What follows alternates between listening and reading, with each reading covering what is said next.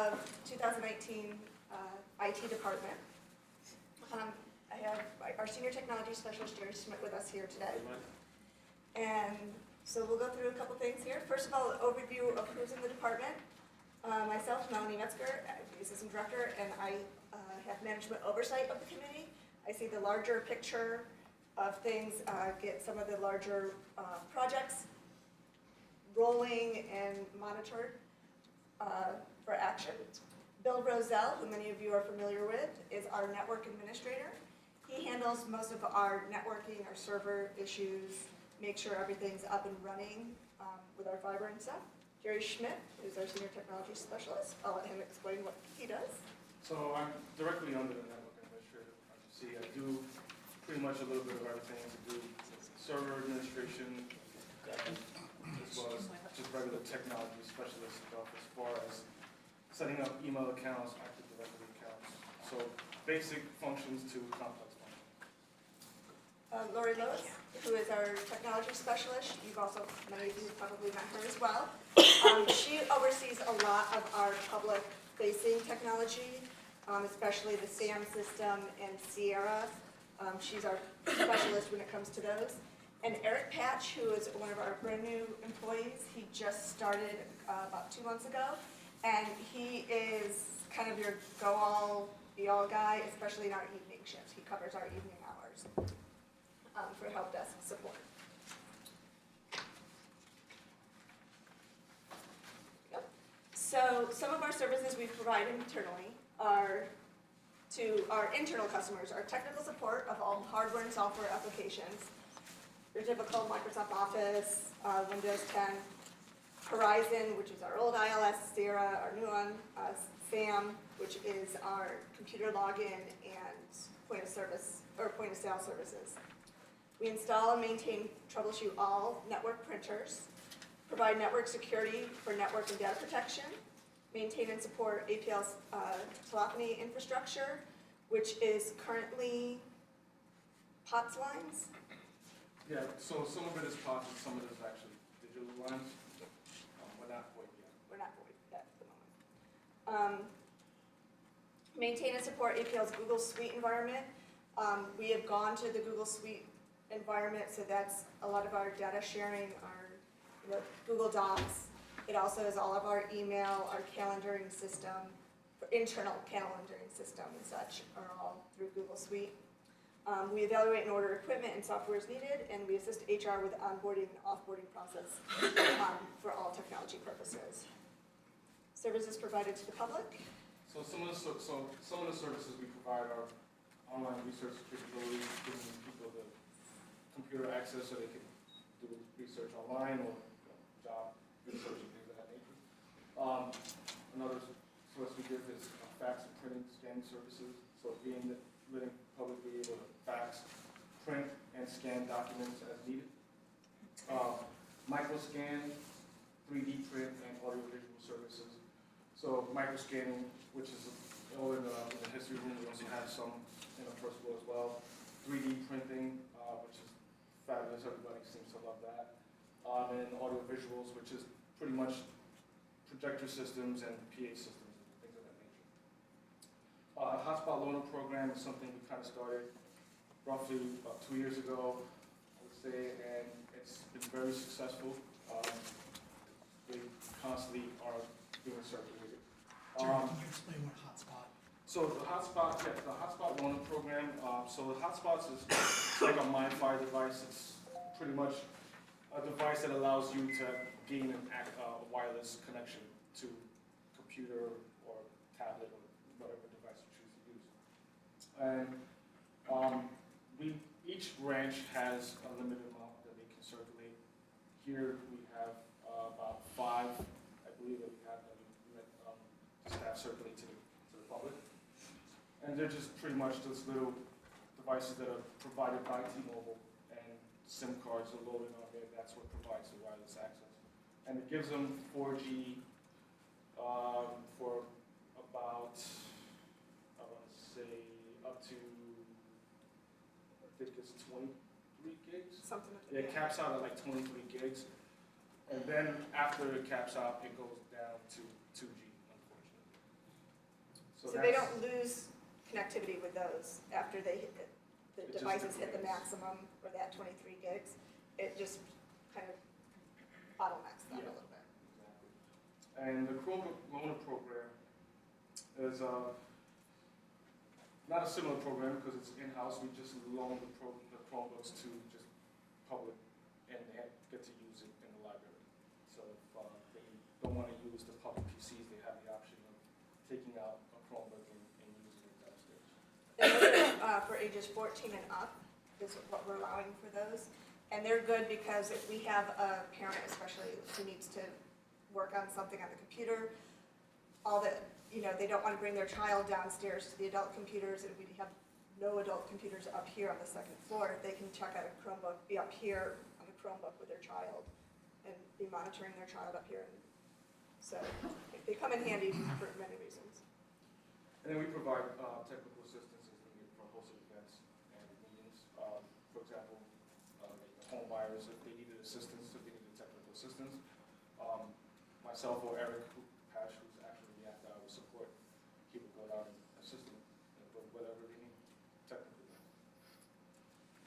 So the numbers, in 2018, we had over 161,000 computer sessions.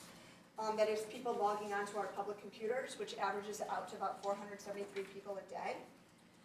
There were over 54,000 Wi-Fi sessions, which averages out to 159 per day.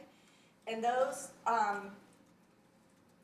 if you've ever connected to our public Wi-Fi, it gives you the splash screen. So before that number, technically went down since previous years because anybody walking by the library would automatically connect to our Wi-Fi. And that was slowing down our speeds dramatically because it was a lot, people who weren't even using our system were connecting to our Wi-Fi. Or I should say actively using it. So now it requires a splash to log in, to accept our terms, and it gets on. The users are accessing about 852 megabytes of data average per session. And then we were able to also see through our SAM system about how many individuals are using the computers. We had the 161,000 computer sessions. That's over 25,000 individual users are using that. That's more than a third of our library card holders. Yes. So when you talk about what we did in 2018, our biggest, most important one we did is upgraded our internet link to pretty much 1 gig of fiber. That dramatically opened up our bandwidth, and people have praised us for increased speeds on our computers. We upgraded our WAN network to dark fiber, and I'll let you explain dark fiber because you Yeah. probably. So dark fiber essentially is just, obviously we're aware of fiber optic cabling, and that's just lit fiber. Dark fiber is unlit fiber, and the thing with dark fiber is actually, it's the main focal point of dark fiber is to support 5G connections, which 2010. This year is going to be the big thing for Verizon and some ISPs. They're going to be setting up and maintaining 5G connections. So that's mainly what dark fiber is there for. But they've been kind of setting them up everywhere just to kind of prepare for that. And so that's why we've been using it as kind of a backbone for some of our networks, servers, and things like that. So just to kind of spread out the connections that we currently have. We added a failover ISP cable connection. So we do have, through First Light, we have our fiber connection, which is what we mainly use. Through Spectrum, we were able to get an ISP cable connection, and that's used as backup. So should something ever happen to our fiber, we do have cable backup now. So our system should never go dark. We upgraded our Active Directory domain to 2019, which is the most recent package. We relocated the IT department room. So our server room is still in the same place. It's still pretty much above us in the old IT room, but we added in the new office space on the 3rd floor. IT has its new office space, which gave them more storage space. Not only in the room, but we also added storage space and reconfigured the storage space in the basement for them. So it's created a much larger space for the IT department. We upgraded our aging HP network storage to HP Nimble storage. That's pretty much our backups. Yeah, so HP Nimble storage is pretty much our file sharings, and it pretty much holds all of our data. And the reason why we switched, to be honest, is one, we were out of warranty on our old equipment, and also this has way better support, and it has built-in monitoring tools and things like that that really helps us along the way in supporting file sharing and data protection and things like that. Which really nice, we get a daily email update. If it's every on day. or it's off, or if there's an error in the system, Yep. it's automatic that we get that email. We purchased half of the branch server replacements. Pretty much we have 2 servers at every branch, one active, one is a backup. The backup ones have been out of warranty, so we have purchased servers to replace those, and then the old ones that were active are being moved to the backup. So we have the most recent as our active ones, and that is a project that we hope to complete. We just purchased them, but now they have to be installed. We began the process to replace some of the branch projectors with large screen HD TVs. We've gone to our Delaware branch, that's one of our locations that we've done it at. And we are starting work at Howe and Pine Hills as well.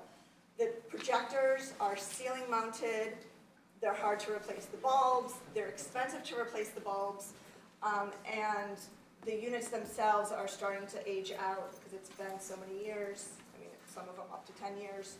And when we did a cost analysis of it, these lovely large screen TVs that are high def and OLEDs are coming drastically down in price. So the picture is a lot better than anything we could get on a projector. And it's working a lot better because a lot of the branches are doing gaming events with the video game consoles, and this is a much better resolution for those. So we've begun to replace those. And then networking, which is Carousel, has they're doing different networking related to our 3rd floor moves. So our CMS department's moving, we're adding a conference room upstairs, and then the IT department moved. And all of that has required new networking and cabling. And that for what used to be called the bullpen area, that was pretty much just storage and shelving, now all had to be wired. So IT worked with them to wire that and get that ready for computers to be installed. So, upcoming projects. So some of the upcoming projects that you can see is, as mentioned, the new branch servers. So we do have half of those, and we just get the other half. We're actually starting to configure them and set them up next week. And then the next thing on the list is CMS and administration office move. You see IT already moved, so CMS will be the next department to be moved, and then whoever else in administration. City Parks Wi-Fi access points. We're looking to actually add APs or access points to some of the city parks. So that, some of you might have seen the press coverage of this. It is cooperation with the City of Albany, and we're doing 3 parks. We're going to be doing Lincoln Park by the pool, the Bleecker Stadium, and the skate park at Washington Park. We have our meeting tomorrow to discuss exactly how many access points are going at each location. Thankfully, by us waiting on this project, because this project has been kind of bubbling over the thank you, bubbling for the last couple of years. Our procrastination has actually turned out to our advantage because Lincoln Park and Bleecker Stadium both have fiber installed. So it's actually better for us that we waited on those. Our next one is our live stream capability. We have a lovely little camera over there, that we're testing out tonight's meeting, and if all goes well with the audio and video on it, it will be able to live stream board meetings and any other meetings that we deem fit. We're thinking the Friends book talks every Tuesday, and then some of the more partnership meetings when we have stuff with the city or with Department of Rec, or stuff that reaches multiple audiences, we'll be able to live stream those events. And then, so in the Roblox on public PCs, which is a huge demand. Minecraft at first was a huge demand, and then I moved on to Roblox. And the children just can't seem to get enough of it. And so there is a high demand for Roblox on the public PCs, and we're looking into doing that. Currently, we had it available at one point to do it. It was actually a security breach. So when we closed that security breach, it blocked Roblox, and I've had stuffed comment boxes for the last several months from the kids stuffing saying, bring Roblox back. So right now, that's the issue with that, is we're trying to figure out how to not reopen the security gap, but to allow Roblox. And there's a couple different methods we're looking into for that. Some of that is using that Spectrum backup line, because one of the things with Roblox is it's a huge drain on our bandwidth. So when the kids are on it, it pretty much slows everything down across the system.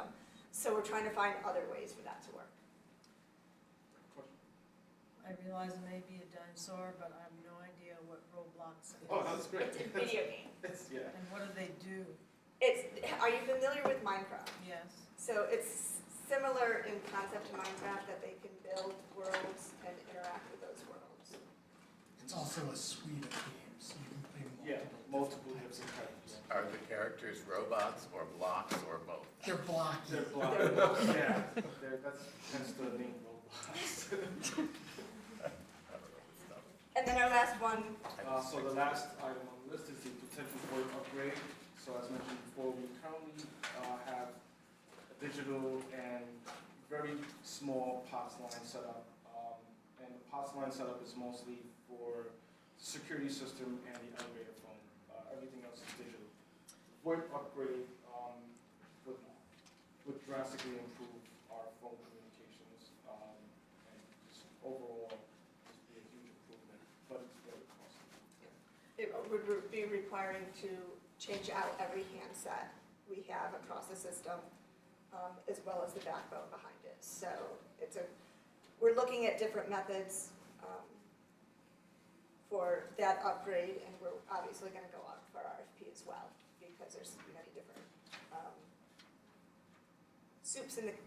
chefs in the kitchen that can potentially do that for us. So those are our big upcoming projects for 2019.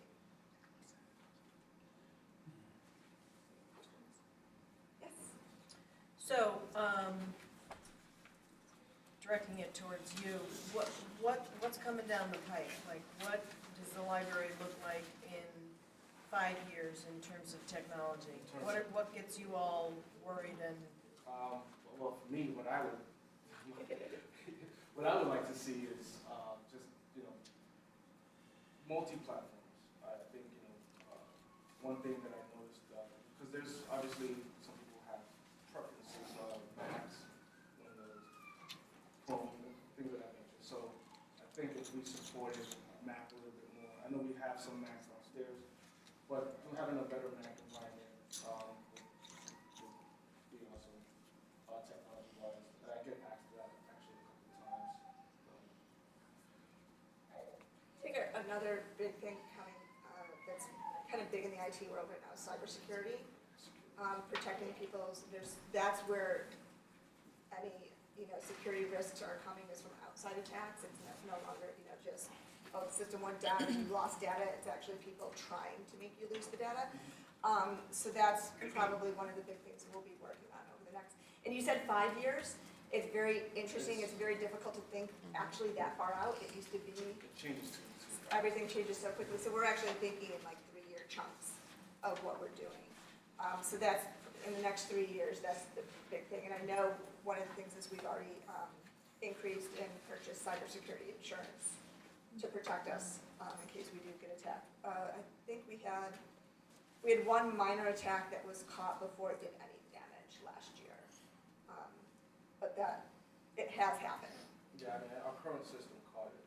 I think now what we use is like I said, it's pretty sufficient for our needs.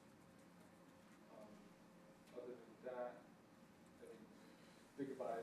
3 years, what we're working on now is actually gonna be covering that, so the new servers is actually gonna be covering for the 3 to 5 Yep. years. Because we're doing half of them this year, most likely half in a year or two. The Wi-Fi in the park will probably be expanding. I mean, the 3 parks are test parks that we're doing, so that program might be expanded, and that's, contingent on a conversation with the city on, municipal broadband. That might be affecting that discussion as well. And then some of the services that we provide, it's, semi an IT issue, but also a collection management issue, which I also oversee, is streaming services. I know we tried music streaming before, but that was kind of before it really took off, so did we go back to offering music streaming services? And obviously video streaming services would be our next thing to really delve into and take a look at. Yeah, that's why we have the Nemo. Yep. Part of that. Well, I'm sorry, talking like actual video, Oh, like movie streaming. chemistry. I have a really crazy picky answer about the average number of users per day. And the reason, I have good reason, like a positive, hopeful reason behind it. Okay. We're so close to 500. So I was wondering, did you just count calendar days, or did you account for days when branches were not open? I did account for days that You we were did? not open, yes. Oh, darn. We couldn't- I know. I wanted to hit 500. Okay. But believe me, Scott and I, we're looking at different things, and there's, we talk about benchmarks and how we compare to similar libraries of our size and across the country. And we're actually, even some of the big ones that are considered star libraries, our numbers are not that far off. We're little tweaks here and there will really put us at the top of the field. Oh, and I just want to vote for us providing the municipal wireless in the next round of having municipal wireless Yes. or sort of item. We're hoping, we do have a seat on the table, we're hoping to expand that seat, really push that conversation forward. Just to clarify, the 25,000 are distinct individuals, right? So, the 25,000 is distinct individual logins. But they're not, About half of those are noted individual users, and the other half were visitor logins. So those visitors, it's hard to say that we had, 12,000 individuals come in and use a visitor pass, or if we had 6,000 people come in twice and use a visitor's pass. That number was a little hard to parse so out. you're saying there's over 12,000 individual card users? Card holders, yeah. And we do have, because of privacy concerns, there are a large number of individuals who ask to use visitor passes, even though they do have a library card, to access a computer because they don't want their internet uses monitored.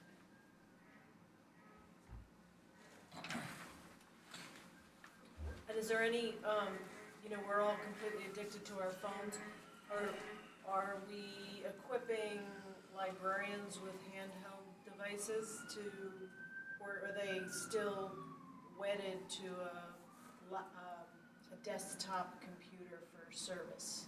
So a couple of years ago, we did attempt to provide all of our librarians with mini iPads to be able to provide that roaming reference. It didn't go over too well. People get creeped out when you approach them in the stacks with an iPad. Yeah. Look at your terms. So, Like, I for know disclosure. some people, I've witnessed some of our staff kind of pulling out their phones, if they're in the middle of a transaction and they realize it would be quicker. We do currently provide cell phones to some of our upper level administration individuals, especially those who have to work between locations and have to be moving about. That's something we could consider, providing. I don't know if I would do a cell phone per se. I'd probably do something more of a iPad or iPod Touch or something of that nature. So it wouldn't have the calling capability, but it would still have that internet we looked into self-checkout machines at all to kind of free up service? Scott and I have. Yes. We have looked into a couple different iterations of it, whether it be a standing unit or just a desktop unit.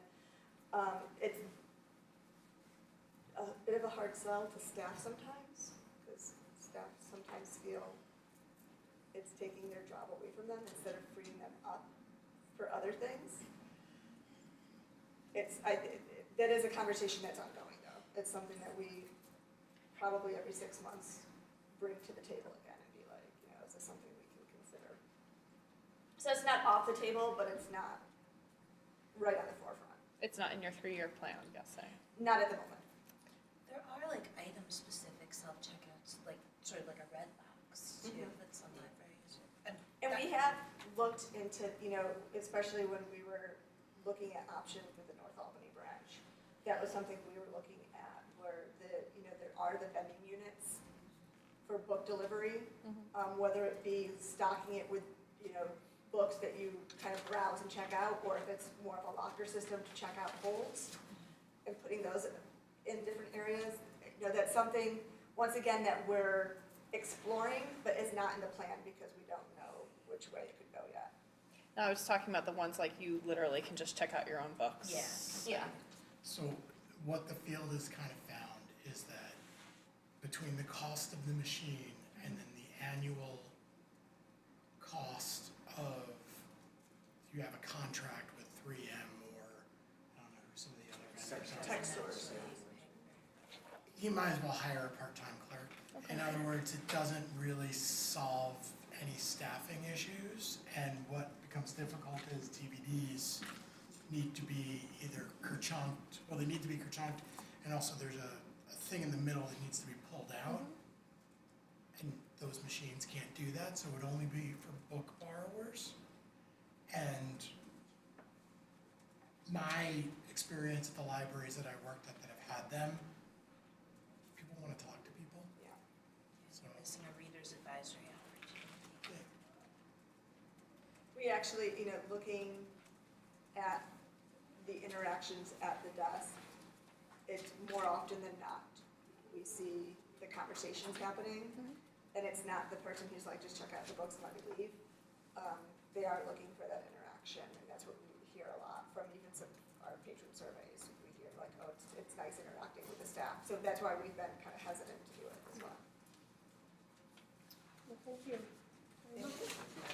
Any last questions? What were the 3 parks again?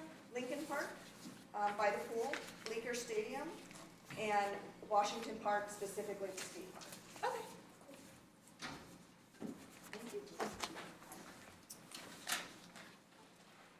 All right, next on the agenda is the minutes. So I'll take a motion to approve the minutes. Alyssa, thank you, and second. Donna, thank you.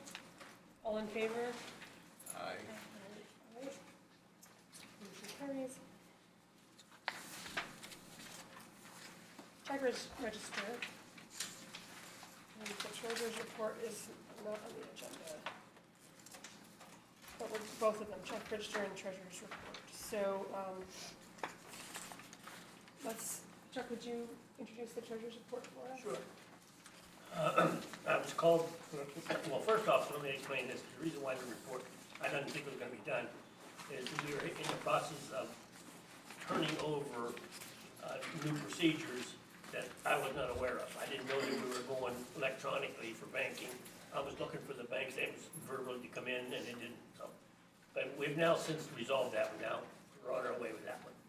So I was able to put the report together today for November. Now, I realized it's kind of late because it's into January. We're normally about a month late doing the report anyway. So we're not that far off. I went over the report with Adam. This is gonna be a new procedure for him and for me because I used to do it with Mary. So now we're gonna be doing it, Adam and I will be doing it together.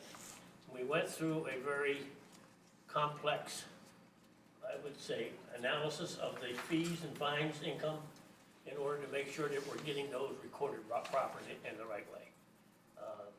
I think at this point in time that what we've got is the actual figures that should be there. Based upon that, it looks as if we are still quite a ways ahead of our ball for our projected loss or use of funds. We are still making a profit in excess of 200,000. So as far as that goes, I think we're really quite ahead of the game, and it looks like we're going to end up ahead of the game, based upon December being probably just a mediocre month. If not, never is anything really fantastic because there's too many vacations and too many holidays, and people are doing too many things. This year might be different. But based upon that, I would say, yeah, maybe we may go down to maybe 200,000, maybe we lose 40,000, something like for the month. As you can see, Mary's revised budget was projecting that we were gonna go 300 some odd thousand dollars into the fund balance. I don't think we're gonna get anywhere near that, okay? So I would have to comment that the staff and members of the administration are doing a pretty damn good job. So I think that actually means, in the annual budget, I think we projected to use the fund balance. So that first column there, where it's 288, it's a positive number. Yeah, I but think this that's use of fund balance, so I think the negative is actually contributing to fund balance. okay. Yeah. Then maybe Is you're that taking it anyone the else? wrong way then, yes, okay. You could be right in that analysis. I have one question. Yeah? On the fine income, the current month is negative. Yes, that's because of the adjustment that Adam and I had to make in order to get everything into the proper perspective. Thank So that's the reason why that happened. I can speak to that a little bit. Basically, we determined that there was an amount that was booked to the fees lines that was booked to the fines lines that should have been booked to the fees lines. Got So we moved that. So when we moved them, that created this negative. Well, that makes sense. Any questions, other questions on the treasurer's report? Okay, thank you. You're welcome. And now the check register. Take a motion to approve the check register, and then we can ask questions. Contribution. Thanks, Allison. Second, Sarah. Okay, any comments, questions on this?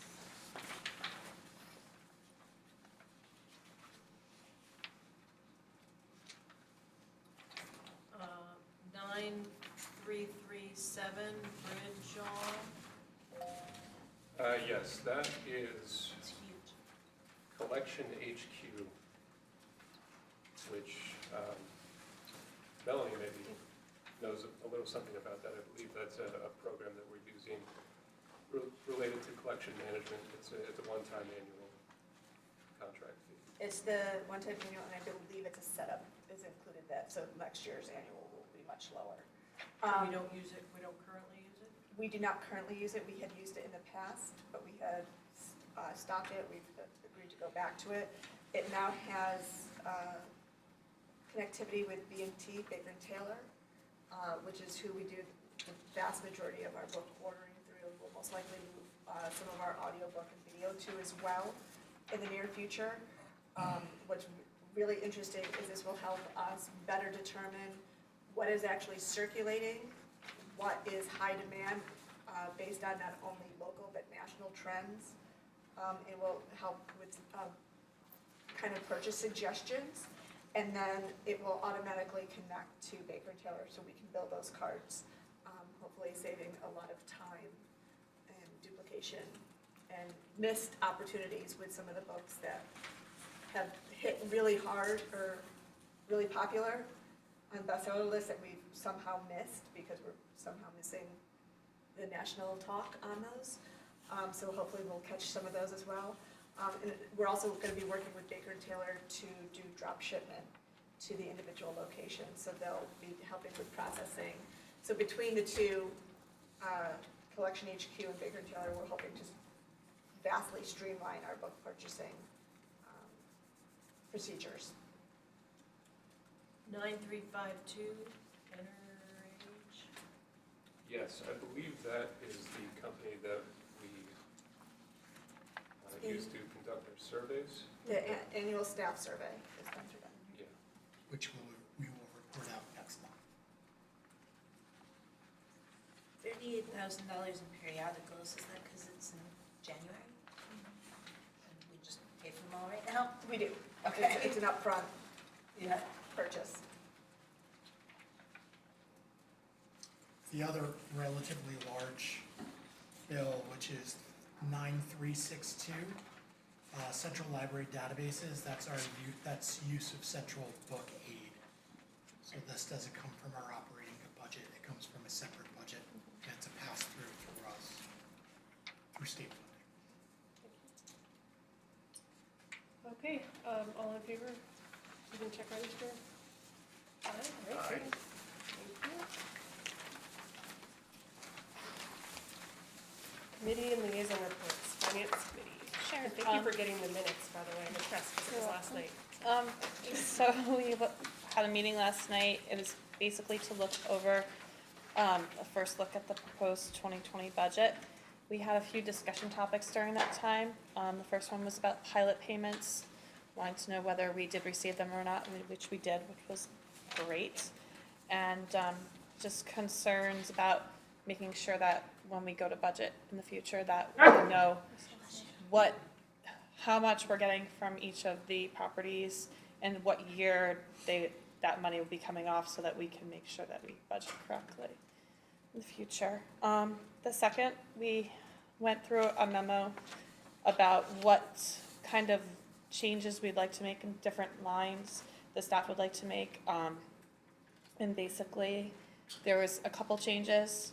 They would like to decrease the amount we put in income for construction grants, because it's not something that we're guaranteed every year, and instead be able to pull that money out of a restricted fund balance if we need it.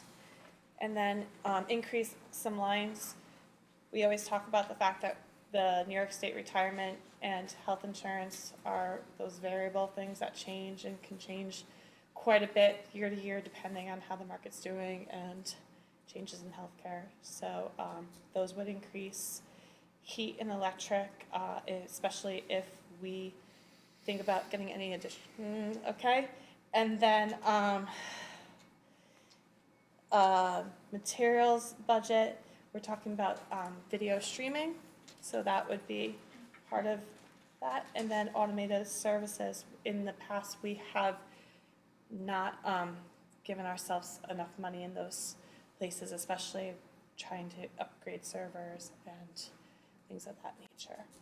And then the third topic we talked about, which is extremely important, is changing the fiscal year. We talked about 2020 being the year that we went from a January to December to starting a July to June fiscal year, and we really need to know about how that will impact going forward with this 2020 budget and where we are with the process. So we voted to ask Scott to start looking into the process of changing this, and we just have some questions about how that will affect this budget going forward, and is there some legal ramifications of accepting a budget without having this all put in place at that point. That was very well explained, thank you. Yes. Any questions? Okay. Right, thank you. Director's report. So in December, the Arbor Hill West Hill Branch's ceramics class displayed its artwork in the indoor garden area. Washington Avenue Branch's first Lego junior team, dubbed the Bleaker Bots, had a great time competing the University of at Albany's 2018 Expo. The Bach Branch's book discussion groups have gone high-tech, with some members FaceTiming into the discussions. Pine Hills Branch hosted its final Wednesday Science Cafe of 2018. The Howe Branch hosted the Albany Tulip Queen, who read to nearly 50 kids from the neighborhood. And teen chefs at the Delaware Branch joined the staff in making and eating varieties of grilled cheese sandwiches. The administrative team facilitated 3 presentations about going fine free with staff. Human Resources completed a year-end report of personnel changes to civil service.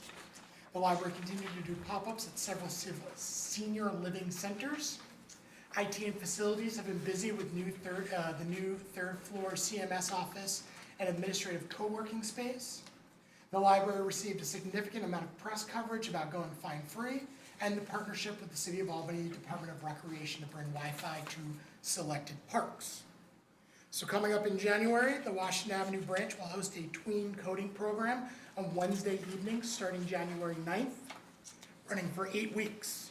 You can celebrate National Hobby Month at the Arbor Hill West Hill branch by building and decorating a model glider on January 14th and scrapbooking on January 22nd. On January 21st, the Howell branch will host the Martin Luther King Jr. Storytime and Craft.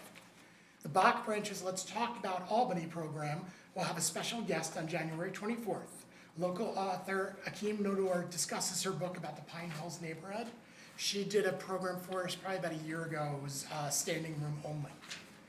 The Delaware branch will have a special Take Your Child to the Library Day program on February 2nd, which will include balloon art and therapy dogs. Other than that, statistically, 2018 was a much better year than past years.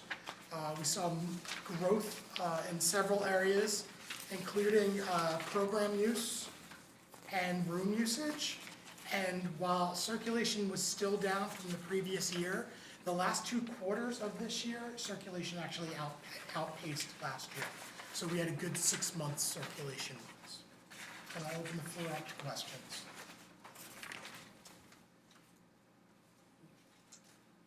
Not a one? I have one. But the statistics didn't make it in the packet. The statistics didn't make it in the packet? Am I not, yeah, I don't see them. Okay. We will get the statistics to you. Should have been in there. We will figure out why they did not make it in there. There's so much going on, I can't even keep track. Yes. I couldn't remember where the meeting was tonight, so I went to the calendar and I clicked the 8th and it went on and on and on. And I couldn't find parking because you had damn things going on Yeah, I'm downstairs. sorry. Oh my God. I asked twice today where this meeting was. I do the weekly at the Friends. I give them an update on the, what's happening for adult programs for the week. And my list keeps getting longer and longer. And I'm like, sorry guys, I'm gonna be here for a while, you know, so. My son would like to put in an official request for less bleaker at children's events. He's petrified of bleaker. He's actually, Bleeker's been pretty low key this year. The birthday party we spent hidden in that corner because Maybe you Bleeker need was to at take the your, door. Take him to Disney or something. no, take his head off. Oh, I know. Well, I had to explain. Bleeker is actually a library. Hasn't been me, I know, it was Nolan, and we explained that, we introduced him to Nolan. Less bleaks, please. Oh, my sons want baby Bleeker outfits for them to wear. That's probably the less intimidating. that's amazing. Any other comments or questions on the treasurer's report? All right. Unfinished business, results from the quarterly evaluation of the board meeting. So that was in your packet. So thanks everyone who was here for completing that. It was positive feedback for that meeting. People liked the presentations. There were 2. Because they were so good, people felt the meeting went well, but some noted that maybe 1 per meeting is enough. There was 1 comment about failure to fully discussing the findings of the Albany Promise results, the research results, and in the interest of time, I was trying to move on a little bit. And maybe moved on too quickly, especially for complex research results that, took some thinking to even to understand what it might mean. So I'll take that to apart and try to make sure that we spend some time making sure we're on the same page of understanding what it means moving forward. And remembering that our role is to then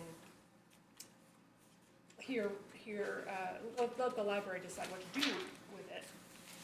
But it is important to make sure that we understand what those things might mean. And then I just want to ask Scott a really quick question. And then I'm gonna say one more thing.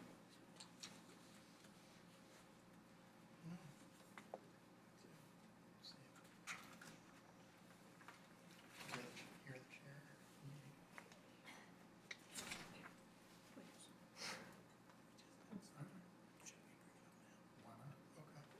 So, some people expressed concern about people who miss repeated meetings. And so I got an email tonight, you may not have seen it before the meeting, but Mike Nepal resigned from the board today.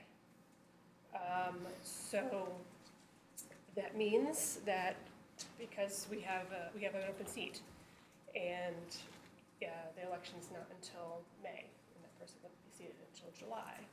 So that means we need to appoint somebody, we need to fill that position. That's effective immediately? It was effective immediately, Okay. yes. Fortunately, we actually have a nomination committee meeting In a minute. scheduled for January 23rd. Thanks Rebecca for helping us do that, to prepare for the election. And so I propose that we use that meeting to consider potential candidates. So I haven't been through this process before.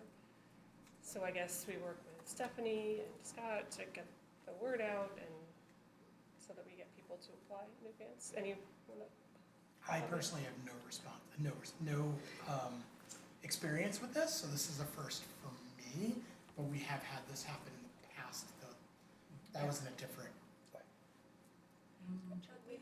No, Yeah. we've had We've had multiple resign- situations Yeah. where people have had to leave. Right. You know, the library has pretty consistently done some outreach, some search process, some letter of intent process, interviewed people, made a decision. The commissioner and the regents would like you to fill them. You can fill them in one of two ways. One is you could hold a special election, which it just doesn't make any sense, especially on the time frame. And you have the authority under the bylaws to fill the vacancy until the May vote. I can't remember off the top of my head. I think Mike is actually in his fourth year or fifth Yes. year. He has Or one his- left. I just checked, he's got 1 year left. 1 year left as of July. Yes. Yep. Okay, so the board fills until May.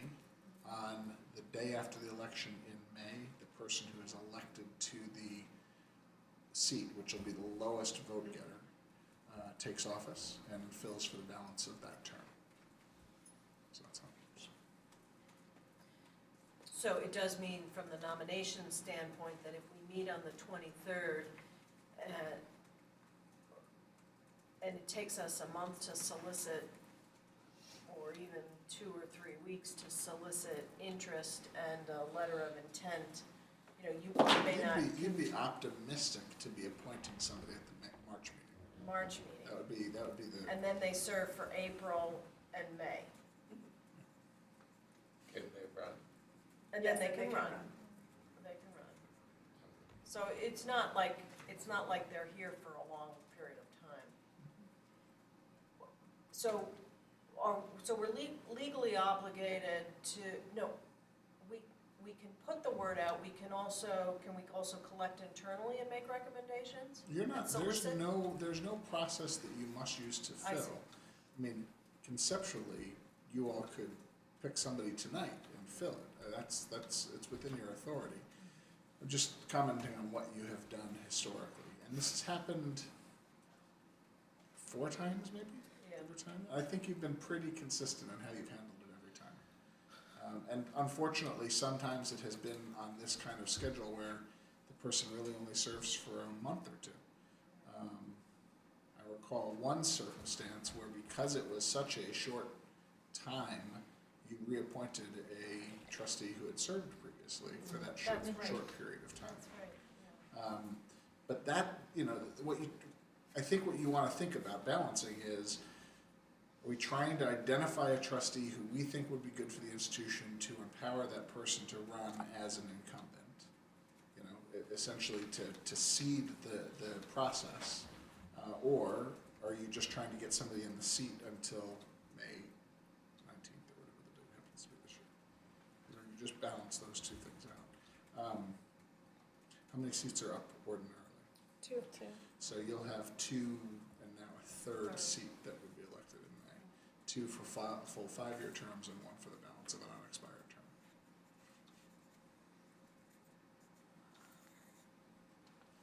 Any thoughts on what you'd like to do? To fill it or wait? I'd like to hear. How many months do we have? Well, you probably, Well- if we appoint in March, then they only serve in April and May. Well, it's January 8th. One way or another, the trustee who's elected to the lowest number of votes on May 19th, I think is the vote this year, I don't know that off the top of my head, will be elected. So you either have 4 months or less, depending on whether you appoint somebody. I think our nominations committee wasn't active last year because we had no elections this year. So the nominations committee hasn't even convened yet to start, generating that. So I might suggest that we do what we've done in the past, is to look at the roster of past members and see if they might serve in that. And then we could do that before our February meeting, and then they could serve March, April, and May. Because I do think that unless everybody has in mind who they want to start to nurture on the nominations committee, or how they want to do outreach for that. Because it's a lot of work, and if we ask people if we solicit people for their, you'll want to do it correctly, where you solicit for their letter of intent on their resume or whatever, and then you'll want to convene and discuss and maybe even interview them, and then they have 2 months, which is kind of, I don't know, I think it might be a disincentive if they don't fully understand all that. Yes, sir. No, I don't have the bylaws in front of me, but I know we have term limits. If we were going to solicit a past trustee to fill a couple months, would we be barred from asking someone who had already served 2 terms? I don't remember if it says they Has can't to be wait a elected year. to a third, I'm sorry? They'd have to wait a year, I think. If there was somebody who had served 2 full terms and left on June 30th of 2017, then theoretically, I think that person couldn't be appointed right now. Okay. I don't even know if that exists. Because they have to be on for 2 years? One, but. Oh, it's but- been 1 year. Yeah, because there's no election last year.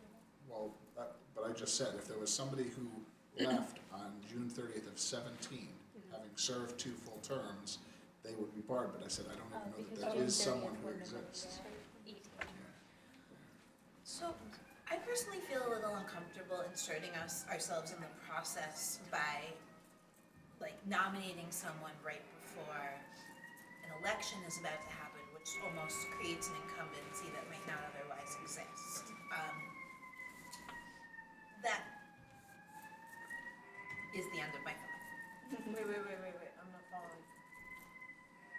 So let's say we nominate someone to serve for 3 months before we begin. Yeah. That means that person goes and talks to the public and says, I have experience serving on this board and I want this spot, which then almost creates an incumbency. We're inserting ourselves in the process that the voters would otherwise make the choice of. gives them a leg up in a way that's kind of awkward. Well, in the past situation where a former board member agreed to serve, he wasn't interested in running again. Yeah. Well, and So that's he an just ideal served, situation. he just served the term, and that was done, and he was helpful. Well, and I to think getting- a former board member, even if they did want to run, is a different situation. Jenna, that's the counterpoint to the thing. I think most library boards, most people in the library community would tell you from the board's perspective, that's the advantage you're trying to create, because it's the only time where you get Have any input control. on who runs, so you get a chance to actually choose someone who fits what hole you're trying to fill on the board, if there were that. I'm not pushing you in that direction at all, but the counterpoint is with an elected board, you have so little ability to control who ends up here, that this is a one-time shot to actually have the board give some input to that. Now, whether that's good policy, bad policy, you all get to decide that. But it's interesting to hear you come up with that counterpoint, because it's very commonly thought of as the advantage you want to take advantage of. The circumstance that you want to try to find a good fit, because a person's going to be sitting around for potentially 5 years. I think I probably have that perspective because I'm new. No. I just think it's you're balancing the democratic process against the one time where you can actually have some input on. If we had our brothers right now, what skill set do we want to see on the board? What would be the ideal trustee? It's elected boards don't get that opportunity. Or representation of our city, which, Mhm. we struggle with. Yeah, that's fair. That particular issue, diversity, and trying to change the demographic of the board has absolutely driven the process before. You had a board that was an important goal, and they went out recruiting for that very specific purpose, because the election process had not been particularly effective at doing it. Anyone else have any thoughts? Okay, well, nomination committee is already meeting on the 23rd, so I guess we'll have to figure it out then. So that's Melissa, me, and Sarah. Are you on the nominations I'm on committee? the nomination. I think we Jenna, switched back. okay. Yeah. But wait a Yes. minute. Yeah. But wait a minute. If the nominations committee, if we come back with a recommendation, the nominations committee will come with a recommendation of how to pursue this, right? Which will come back to the February meeting to make a decision. And then we pursue that process, which means that we can't bring a name in front of you until March, which means that we're at April and May. So if you, I don't think that's, You can always have a special board meeting. You can always call a special meeting to bless a process if you wanted to move more quickly, or more than one. We have 2 in February. what's that? We have 2 meetings in We February. have 2 meetings in February, that's a great point. Oh, yeah, because we have the budget. Yes, and it doesn't, there's nothing here in the bylaws that says they shall advise and report on matters relating to trustee vacancies, but I don't know that we have to go, does the board have to agree to the process Oh, sure. first? Oh, yeah, absolutely.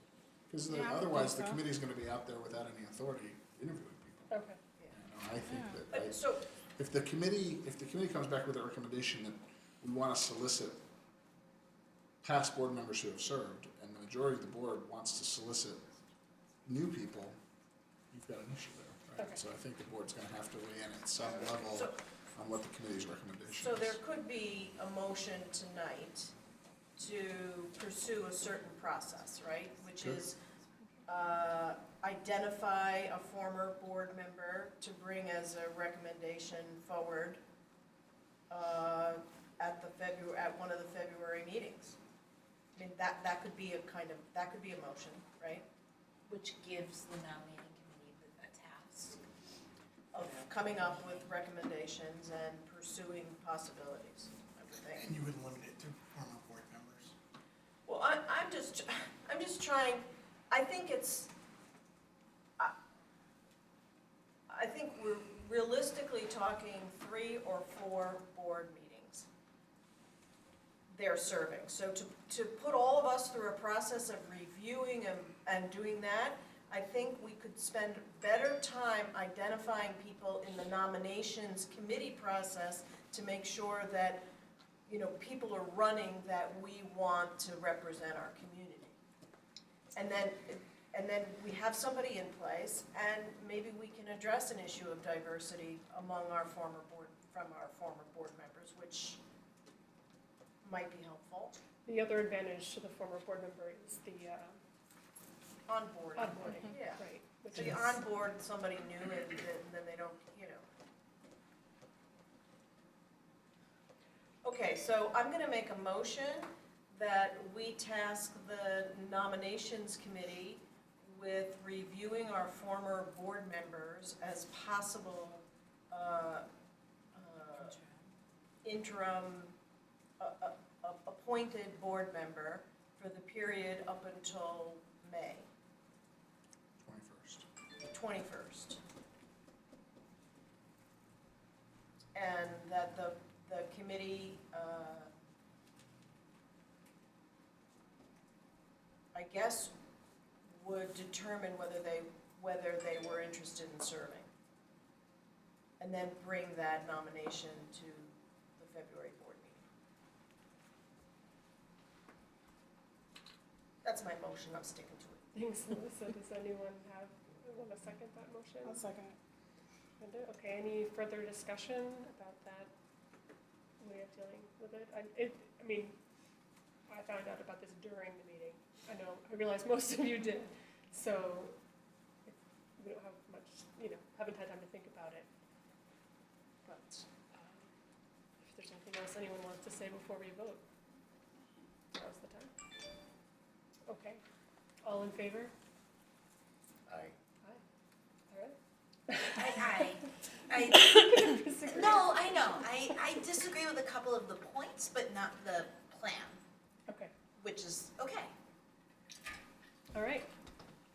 Thank you, Alyssa. Thank you, everyone. I think that will speed the process along and give the nomination committee lots of work to do. I thought I got an easy lift there. Okay, winter patron survey results. This is Stephanie's show. All right. So we've been doing patron surveys twice a year for 2 or 3 years now. This one we ran for 1 week, essentially the 13th through the 19th of December, kind of right before the holidays, and I think we got people in a good mood, so that was nice. We sent this one out via a number of specific email messages, also the e-notes, social media, and the website. Social media is Facebook, Twitter, and Instagram. So we ended up with 612 responses. You can see in your report where they indicated that they visit most recently, which branches they vote or visit the last time they were at the library. I think the thing that's notable is that out of the satisfaction part of the survey, if you add up the very and somewhat satisfied, that's 94% of the people. So 94% said they were either very or somewhat satisfied, and only 3% were either somewhat or very dissatisfied. So I think we're doing a good job, for the most part, with what we're trying to accomplish here. It's kind of interesting to see the breakdown of where people say they visit. I don't have any great insight on why that is, but it is interesting to see. The other thing that's interesting is in terms of the people who responded to the survey, 83% of them have visited within the last month or more sooner than that. So within the last week or the last month, 83% visited, and then another 14 visited within the last year. So we've got the people who responded to the survey are definitely active library users. They're coming fairly often. And then I think the other interesting thing is the comments. We got 360 comments out of the 612 people who responded, so more than half of them took the time to make an actual comment. A lot of it was praise for the library. We're doing a great job, we love the staff, we love story time, those kinds of things, which are really nice to hear. But there were also a number of things that we're talking about as opportunities for improvement. And by far, the two most common requests / complaints about the library are for more hours at more branches and problems with parking. Whether it's difficult to park in a location, there's not enough parking, the handicap parking is goofy, all of those kinds of things. And everybody wants more hours. Morning hours before they go to work, evening hours after they're home from work, more weekend, more Sunday, that kind of thing. So I know supervisors, I'm sure, will be talking about a lot of these things and trying to figure out where we can, I think there are some things we could probably make improvements, changes on right away. And other things are gonna take us a bit of time to figure out how to do them in the best way possible. But overall, it was a really good survey. Thank you. Allison. I just had a question, because I actually, a patron talked to me about this survey, and I just wondered, like, she had some very detailed comments in a negative light. I just wonder, how is that, do you then take them to each of the branches and talk to the branches about that, or? That's a Scott and Melanie question, I think. 'Cause So we do have all the cons full. we have all the, out. so we Yeah. go through, and basically, once a week I'm at a different branch. And what I'll be doing is I'll be reviewing this with the branch managers about specific Okay, locations. all right. We've seen themes for each location, kind of has a theme. While all of them have hours, actually we had some comments about hours here. Why does this location get more hours than other locations? They also called it dangerous. They did.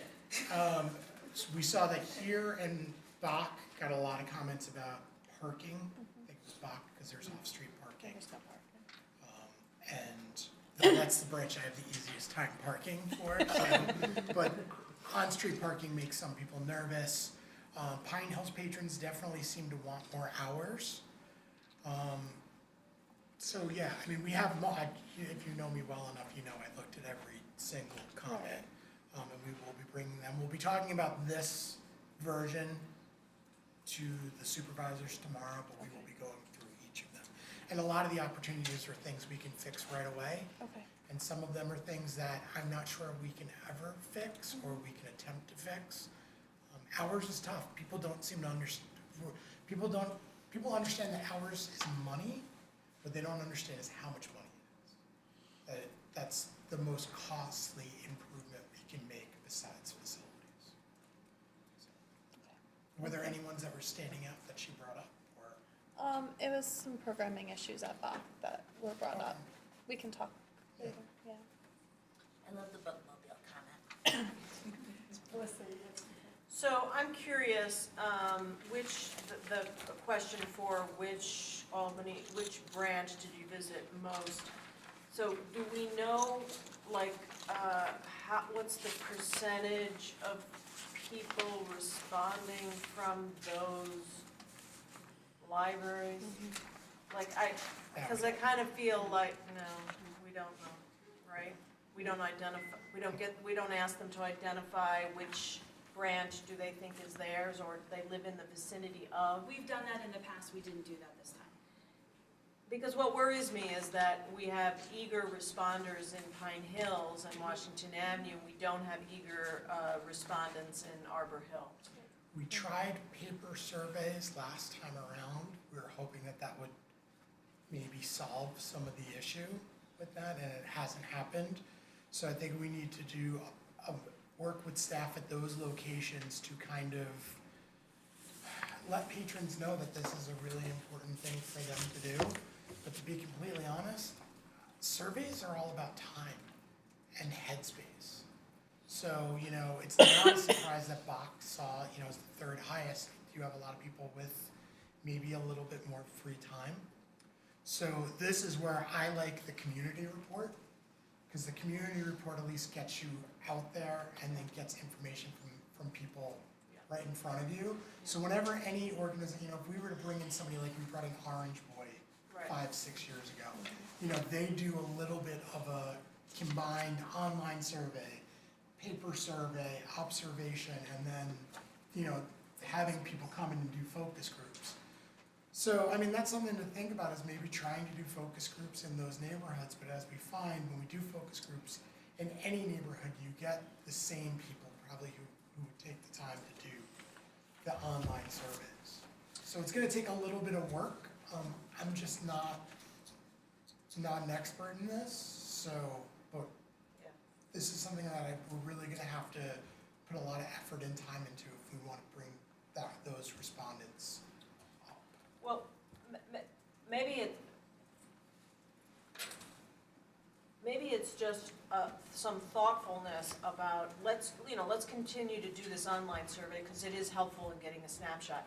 But when we know that we're not getting participation in certain places, we have other more hands-on ways. And they don't have to be focus groups as much as, designated times that staff checks in with people and records it in a different way. Because this is all, if we start saying 83% and, 94%, then we get, we can't really rely on that.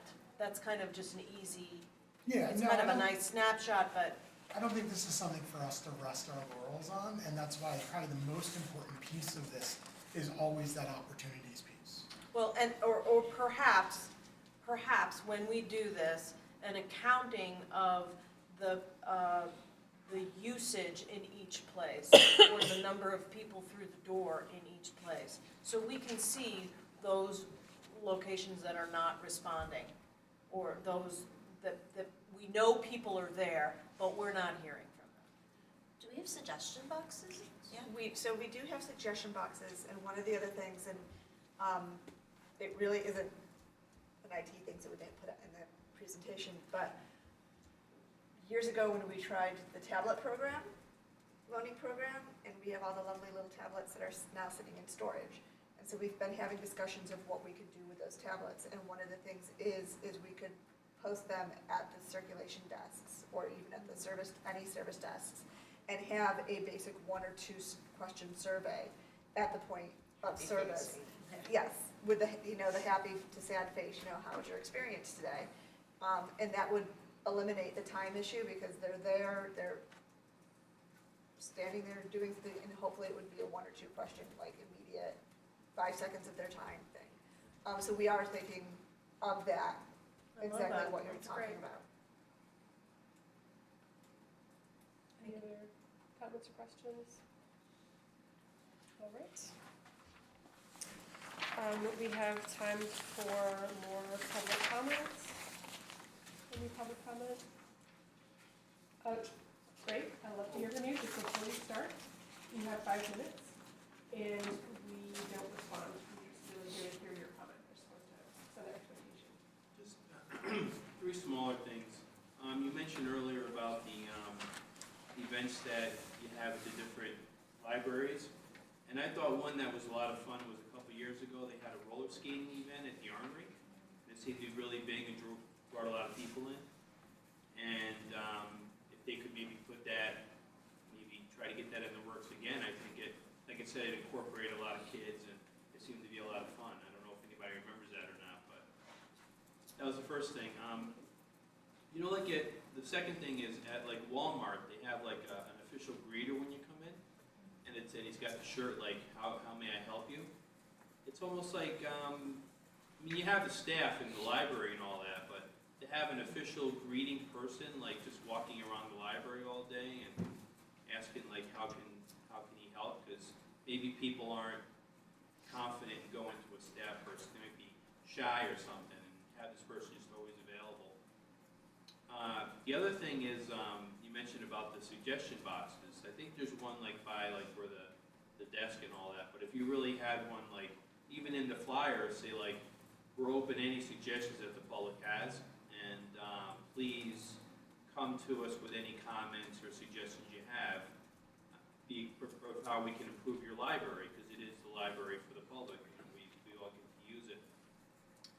And on an even smaller scale, I hate to bring this up, but there's been a number of times where I've went into the restroom, and I brought this to people, Scott knows what I'm talking about, I think, and it really smells bad in there, and I'll leave it at that.